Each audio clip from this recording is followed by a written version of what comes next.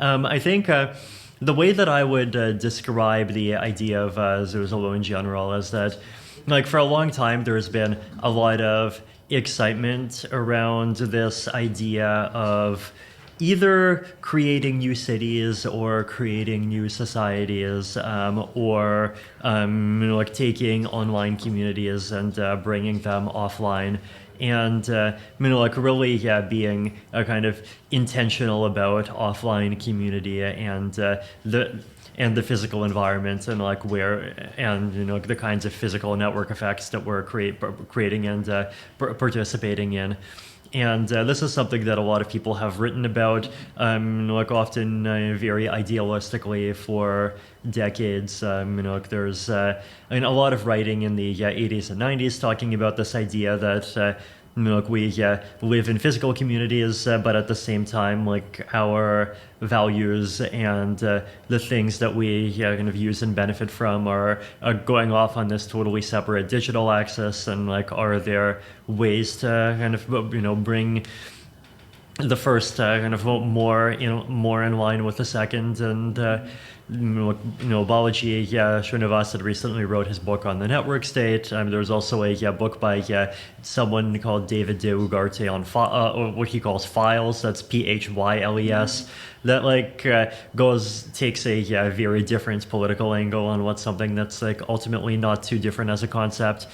And one of the goals of Zuzalu was to just take some of that discussion and sort of bring things from the space of just discussion and like a step closer into a live experiment, so we can see something run and like how people respond to it and what the consequences are, right? So the concept is basically bring together about 200 people from a combination of a few different communities. So the biotech community was one. I think there are actually at least 3 biotech sub-communities, actually. A lot of longevity people, but also some synthetic biology people, and some COVID researchers also came by for some time.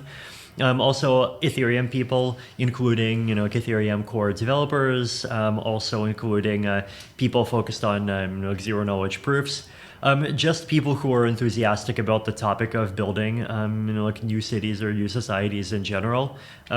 People from the Vienna rationality community, like just all kinds of these different spaces, and just bring them together for 2 months and basically just, be a city for 2 months in this kind of far off, like somewhat secluded place in Montenegro, which is in southeastern Europe, right?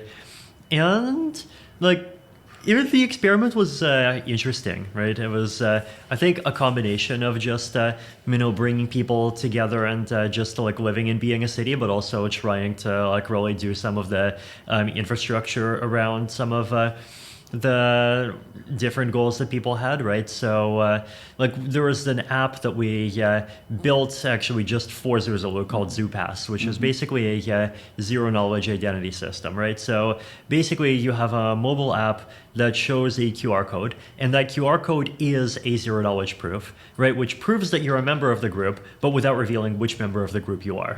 And you can use this to like sign into places in person, and you could also use it to sign into places online, right? So there's another app called Zoo Poll, which is doing voting, and so you could use your Zoo Pass to vote in a Zoo Poll.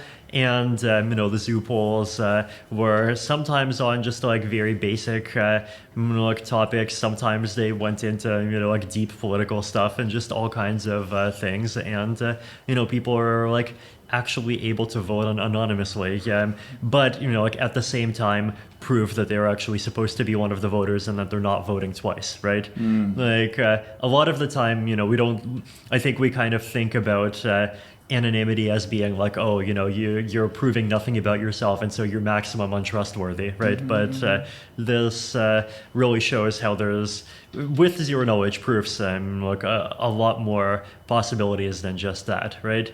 Then on the health side, there's a combination of these different things, right? Like there's an exercise gym that was set up. There was this culture of doing cold plunges every morning that about like I think 10% of the population participated in. There was like people who were like taking like biomarkers and like measurements of like various stats, and their their body, and then also just like sub events. There was just basically an ongoing intellectual salon, right? So it was just like fascinating in a bunch of different ways, like both from those communities individually, but also in the way that those different groups came together. And I think, like the outcome was, one is just like, it proves that the concept kind of works, right? And like, it is a new category of thing, right? Like, like hacker houses last for years, but they only have 10 or 20 people. Conferences have thousands of people, but they only last a week. So let's make something that has 200 people and lasts a few months. And, it actually happened and it worked. But then also, I think, we're still pretty far along this, a long way away from like really answering some of the deeper question of like what should something like this turn into, right? Like, because we have these really powerful tools to coordinate in a bunch of, and at some point it makes sense for that coordination to like really start to be in person, right? And that's but like what form that actually takes, and like basically can we like avoid having a world that gets dominated by like 5 cities with big super mega network effects by instead empowering these kind of smaller scale network effects in like very specific communities of 100 or 1,000 people, but they just happen to be 100 or 1,000 of the right people, and that's all you need. I think there's just these interesting questions, and I look forward to people continuing to try and answer more of them. Yeah, I was finding words, right, when I said network, communities, societies, neighborhoods, and so on. But in the future, maybe we can just say, oh, let's have one of those Zuzalus. Right. Like every time a word turns into a generic, you just have to wipe yourself with a metaphorical Kleenex. Exactly. Hello, I'm Vitalik Buterin, founder of the Ethereum project. See you on TaiwanPlus docs. Hello, I'm Audrey Tang, Taiwan's digital minister. See you on TaiwanPlus.